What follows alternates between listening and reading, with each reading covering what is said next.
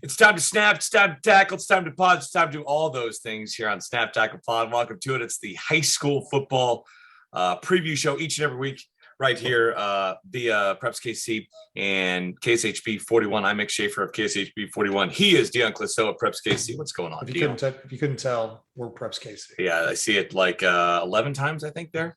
Yes. I mean, if you count it, shirt, helmet, with the whining dog in the background, it's the whole thing. It's the dog. I've got the pennants back here, right? Yes. We're sponsored by Illinois and Washita Baptist and Arizona State and many others. Yes. So yes. that's the core here. The KSHB I see the Mizzou with the old tiger over your shoulder. So well, basically, it's all people's alma maters who work or have had worked at KSHB 41. So there's a lot of Mizzou people here. A lot of Mizzou. There's some Oklahoma Staters up there and some smaller schools out of Alabama and other states. There's a lot more right here, but yeah, that's what we decorate with. All right. Well, hey, welcome to the podcast. Whether you're listening, whether you're watching, we appreciate it. Heading into week 3 for Missouri, heading into week 2 for Kansas high schools here. Dion, let's kind of start with last week, I guess, and we'll work ahead here. More surprised by Park Hill beating Rockhurst last week, or Liberty North, not really beating Liberty, but just hammering them the way they beat them. What surprised you the most? Well, Park Hill has got athletes, and Andy Sims is a good coach, and we know that they didn't play real well in week 1. That week 1, I think, was a misleading score. I think they're pretty close on all the stats, but some big plays really helped Lee Summit West. Yeah, so I think that just shows how the depth of the Class 6 schools on the Missouri side are. That Park Hill's a team that didn't look real good in week 1, and they get out on a lead on Rockhurst and do a good job against them and get them into overtime. Rockhurst goes for 2 at overtime, doesn't get it. And that's kind of a Kelly Donahoe thing, even though I think he's got better kickers at Rockhurst than he ever had at Blue Springs, with the exception of a couple different ones. No, it's one of those things that, Rock's going down to Bentonville, Arkansas this week, and that puts him in a spot to. They could be on 3. Yeah, they could be on 3. But then you look at Liberty North. Because Bentonville's they've already beaten Liberty North, correct? Yeah. It was 41-30. That game was about a 2-touchdown game early, and then Liberty North played with them and kind of pulled back the stutter a little bit there, and it really showed, I think, after what we saw last week with what they did to Liberty, that was a really good showing and a loss at Bentonville. And I think shutting Wintrick Williams down to 40 yards and really making Liberty beat them left-handed, saying, hey, you got to throw the ball. And the Liberty defense, which gave up a ton of points the first week to Blue Springs, gave up a ton of points to that Liberty North. And Liberty North might be the deepest team out there, especially like receivers. They've got 5 or 6 of them that are all kind of interchangeable. They got 2 really good running backs. They got 2 good quarterbacks. They're big on the offensive line. Defensively, they're good. Their linebackers, the sophomores, getting all kinds of D1 looks already. So this Liberty North team, Ray Peck is still the king. They go there this week. We'll find out this week, right? We're going to find out this week. But, we've always kind of thought ourselves, if we could, back when it was 1 district, we knew there'd never be 2 Kansas City teams in the state championship game in Class 6. And then they went to 2 districts, and it was like, well, we're both on the same side. We have to beat each other up. And then they started rotating the districts. And, there was, I think in 2015, when Blue Springs South won, Blue Springs got to the district final game and lost, which is the quarterfinals. And it was like, oh, could we have 2 teams? This might be the best chance we've got, because it's so deep here. You've got one district that has Liberty North and Liberty, and the other district has Ray Peck and Lee Summit North, and they're good teams. And Rockhurst and Park Hill's up with Liberty and Liberty North. So there's a lot of depth there, so that when you come out, if you're not too beat up, you get to the semifinals, we could have 2 teams, and very well could be Liberty North and Ray Peck. I want to see it in Missouri. We've been waiting for it to happen in Kansas too, but Derby doesn't cooperate over there on the west side of 6A, because we've got both Lawrence schools. Gardner's over there now in the west. Is it late the west? I want to say there's maybe not yet. I would say the next cycle you could see Olathe West, or if a Mill Valley were to move up, they could maybe start going west too. I mean, that's kind of out there as well. So Olathe West is still west of Mill Valley. West of Mill Valley, yes. Mill Valley's on the east side of K7. Olathe West on the west side. It's close, but that's the case. All right, so Fort Osage and Lee Summit West, 2-2-0 teams. We mentioned the Titans a little bit here. Who's more for real in your mind? 2-0 teams that could win so far? I like Fort Osage. I like what they're doing. I think that they're a little more put together. They got one quarterback. At least on West is still running two, trying to feel their way through a little bit. But I think that this Fort Osage team has been playing since they were sophomores. A lot of them who are seniors. They've got a lot of experience. Not that I'm down on Lee West. I just and I'd go so far as to say that Lee West's competition level has been higher. But Yeah, I think I would that imagine. I think that Fort Osage is playing better. And they've got North Kansas City this week. It's one of our Remax Big Three games, and that's a fun game. And I've talked with Coach Douglas for my radio show, and he said this is a game that he goes, it's a rivalry game for North Kansas City. He goes, especially he goes now that we are starting to hold up our end of it the last few years. He goes, but he goes, that's something that we try to pattern ourselves off of Fort Osage. He goes, and you know the friendship between those coaching staffs and the head coaches. You know, first Leon Douglas and Ryan Sharts, and now Brock Bolt. You know, back in 2012, Ryan Sharps was winning an All-Star game. His defensive coordinator was Leon Douglas, and Leon Douglas has been a defensive coordinator for a couple of winning All-Star teams, and he was the head coach this last year. So there's a lot of respect between those two programs, which makes it fun. They're both good, which makes it fun. Yeah. And that's I think it's a good test for both of them. I mean, North Kansas City got beat by Raytown in week 1 and didn't look really physical doing it. On the offensive side, they got kind of out physical. And they beat a St. Joe Central team that's got good athletes, but they were able to kind of impose their will in that one. So this is a good stepping stone up. I mean, they were pushed into it the first week with Raytown, but now North Kansas City. And same for Fort. Beat a St. Joe Central team, beat Staley, and now it's a little bit, they're stepping up a little. Yeah. How about this for Lee Summit West? After Lee Summit this week, they go Liberty at Ray Peck, at Rockhurst, Blue Springs, at Liberty North, Lee Summit North. That's you'll find out who you are in that 6 stretch there. It's gonna get tougher for them. There's no doubt. And but it's you know, they've already gotten Blue Springs South off that list, and that's kind of the bottom of the league, unfortunately, for Blue Springs South. But no, it's a tough run for Lee Summit West, and a team like Lee Summit North. I mean, they've beaten Lee Summit and Blue Springs South. So it's like their schedule to get stuff for this week with Liberty. And they're going to start to find out exactly who they are. All right. Over on the Kansas side, who had the better win last week in week 1? Blue Valley North over Miege, or Blue Valley Northwest over Blue Valley Original? I think I go with Blue Valley Northwest. I think Miege is a little not your father's 6-time champion, Miege. Yeah. And they are. I mean, they're a 4A school. A lot of years in name only, right? But Blue Valley was considered to be one of the better teams. It still could be one of the better teams in 6A. Yeah, and I think Blue Valley North is a dominant team. I just feel like that Blue Valley and Blue Valley Northwest is a little closer, and I think that the performance of Blue Valley Northwest was interesting because Mikey Pauly threw 2 bad interceptions in that game, but then led them run down. more than he passed. He did run more for more than he passed this week, and no, it was definitely a fun game for them. And I think that Miege is still in the mix in class 4A. I think, them and St. James are probably still the favorites. Oh yeah. I mean, I think they both lost. Well, I know they both lost this week, but the quality opponent, and they stayed 1-2 in the polls. Yes. Yeah. So I think I still think they're probably the best. I think the rest of the pack is starting to come up on them a little bit. So it's going to be interesting this year. And I'm sure that if a Paola or a Lewisburg were to get, who is the rest of the pack? I'd say, Paola's there. Baser Linwood, who last year was in all those shootouts, right? Remember that? If you got a Baser Linwood game, you better get to 50 because they could score and they couldn't stop you. So I was talking to Coach Stahlbaumer, and he's like, well, we're real happy with our defense. We returned 9 starters for that defense, and they held Tonganoxie to 6 points. Yeah. So I think that's a little, the new quarterbacks and new receivers, a little more run heavy team, but Baser Linwood could be there. Piper is much improved. Eudora is much improved. So there's teams in there that can make some noise. So it's going to be interesting. Yeah, it's good to see. I mean, look, this time last year, St. James was part of the pack, right? And they broke through and were able to beat Miege and then go over to the west side and beat the best team over there and win the 4A title. All right. I want to talk one Simone guy here. In my notes, I wrote down here, Jace Reynolds, oh my God. That's what I wrote down a few hours ago. But I think that sums up his first 2 weeks very well, right? Yeah, no, he's and it's funny because his brother is their other running back, and somebody was joking today that between the two of them, they've almost got 1,000 yards in 2 games, and it's pretty close to that. And yeah, I mean, there's that rare occasion where a 4A kid can make a sniff at the Simone, and if he hangs $3,000 up there, which he's somewhat on pace to do, he would definitely be a guy that would be a part of that conversation. Be allowed to go for the Simone in Class 4? Yeah, you can.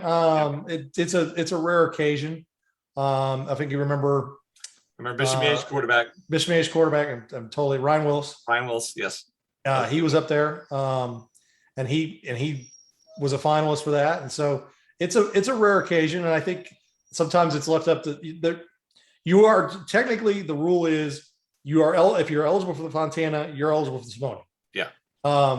Sometimes there's been situations where coaches have said, well, I think he could be a Simone semifinalist or maybe a Simone finalist. I think he's going to win the Fontana, because you can't win the Fontana and the Simone. Oh, you can't? So you can't win both.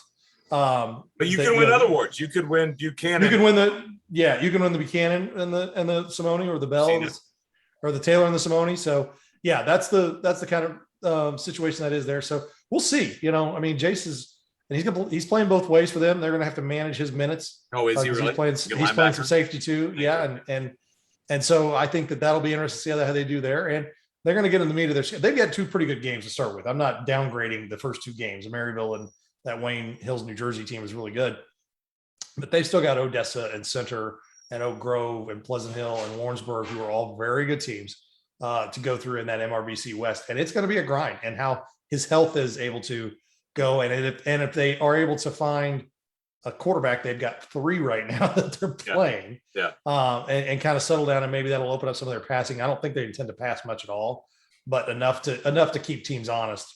I wish he's got over 500 yards rushing in 2 games. Yeah, no, and the average is huge. I mean, it's not like 10.5 yards per carry.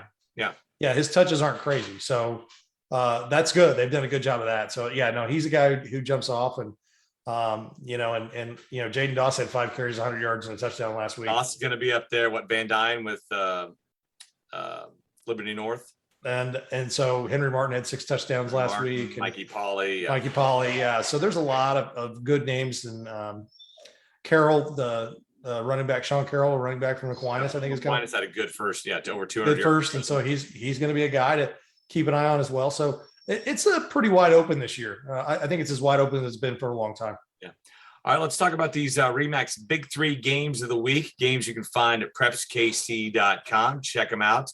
All right, you have Blue Valley North and Blue Valley West on the Kansas side, Dion. We've kind of thought of the Blue Valley schools, maybe a 3-pack of quality schools, Northwest, North, and Original. Could West join that pack? Could it be a full pack? I think West is pretty good. And I think that they were, they had a new quarterback last year who really didn't get a full season of getting in there and getting a chance to start. And he's really taken a huge step forward this year, Gage Roach. And they were impressive against Blue Valley Southwest. I think that they are a team that is better than people give them credit for. A couple of years ago, they had Olathe North. We went to the state championship game on the ropes. I thought they had them beat. And that was a Blue Valley West team that was probably good enough to go play in a state championship game. And so, they've got some good talent, and I think it's going to be a good test. I think it's going to be a shootout. I think it's going to be crazy with both these teams, because they both can score. So, yeah, absolutely.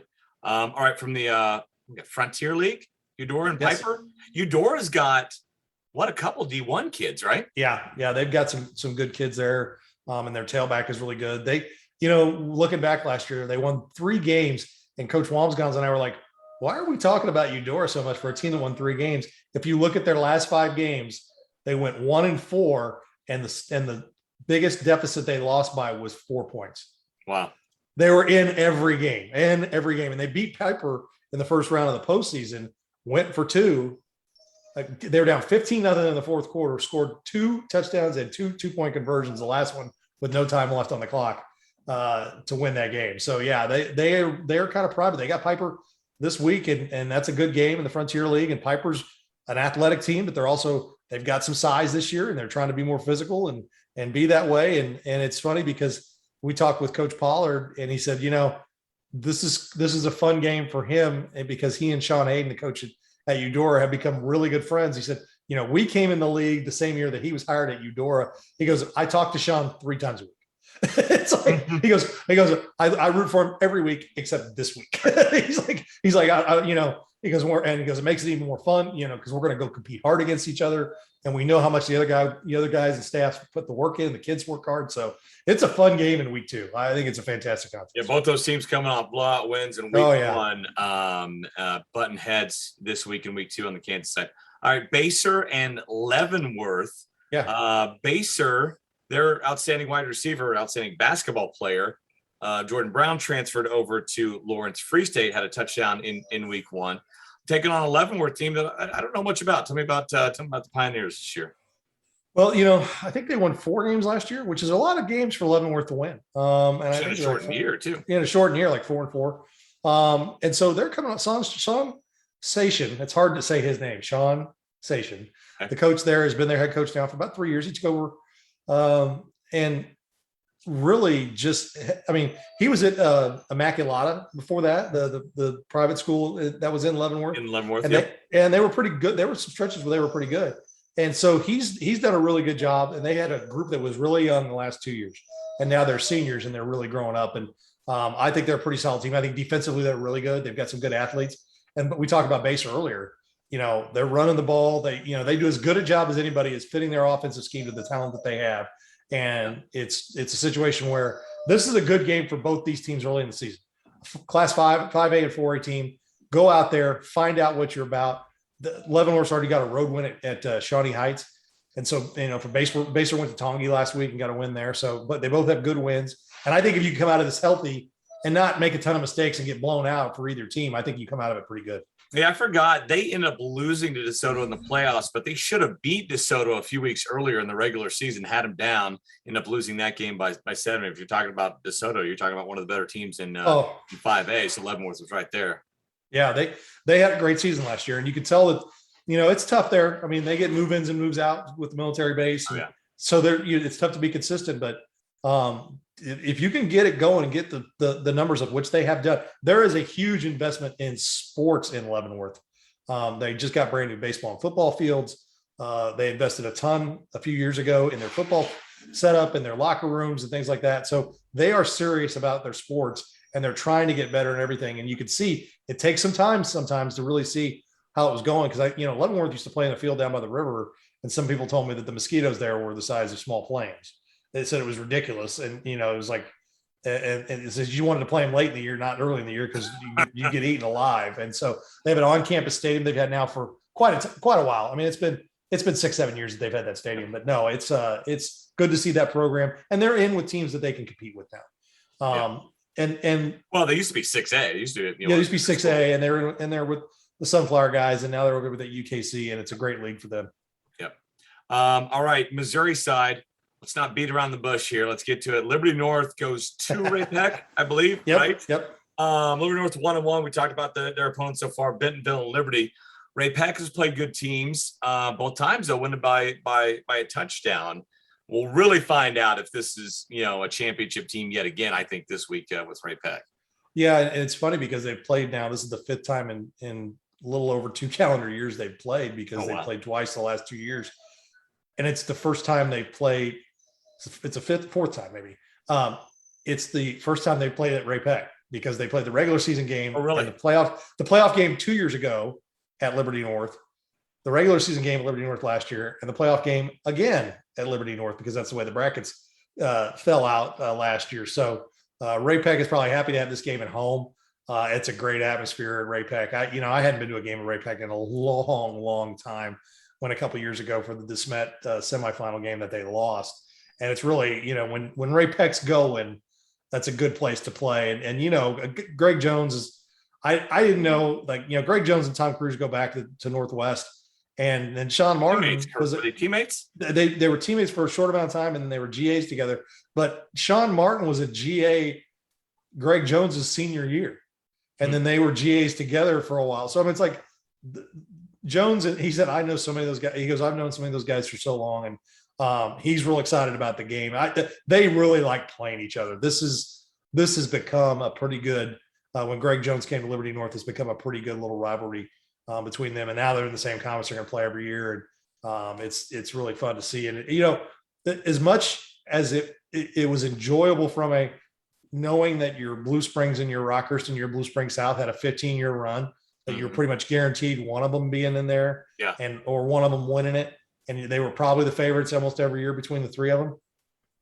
Having Liberty North, Ray Peck, you've got Elise Summit North who's moving up the ladder, and Liberty, who played really well last year and has been pretty good. It's really fun. And I'll tell you, Ray Peck is on a run right now. I mean, they were really good, lost in the semifinals, won a state championship, looked like they could be a favorite again this year. Yeah. Liberty North is at the beginning of what could be a run too. A lot of these guys are still juniors on this team, and Greg Jones, for early in the season, preseason, I said, a lot of people were talking about you. He's like, I don't know. We only got like 4 starters back on both sides. And I said, your freshman team have lost 1 game in 5 years. So, I mean, they've been dominating everywhere. And it wasn't just like, oh, hey, look, the freshman won by a touchdown. No, it was like, oh, hey, look, the freshman won by 50. Yeah. Again. So they are loaded. They're 5 years into him running that weight program. And we've seen what he can do in the weight room with teams. So this Ray Peck Liberty North run could be the two of them and a few others for the next few years. I like it. Fort Osage and North Kansas City, we've touched on both of them a little bit so far. They're playing each other this week, another pair of 2-0 teams. Yeah, and it's really like we said earlier, it's a fun one for them to play.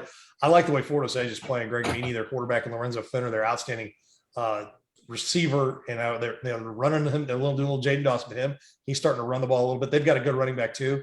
And Fenner is a dangerous guy in the return. I think he may have had touchdowns called back in each game this year. He's had 2. North I Kansas think City's 1-1. I missed 1-1. Yeah, lost to Raytown. Yeah, but no, I think Fenner has had a touchdown call back on a return, like in both games. Oh wow! So he can. You don't want to kick it to him, and you'd think that it would be that easy, but it's not that easy sometimes in high school. But no, I like Fort Osage and North Kansas City. They're still finding their offense. I think. Kind of getting their line together. They want to throw the ball a little bit more this year, be a little bit more dynamic in that area. They ran the ball a lot better last week. So their offense is still a work in progress, but their defense is really good. And finally, one of the finalists for our game of the week on KSHB 41 here got second place, got like 42% of the vote, but couldn't catch up to Gardner and Olathe North. So that'll be our game of the week on KSHB 41. But this will be a good one as well. Center. Is it hosting Oak Grove? I think Oak Grove goes to Center. Is that right? Yeah, Oak Grove goes to Center. This is the rematch of an overtime game last year. Both of these teams are loaded with players who played last year.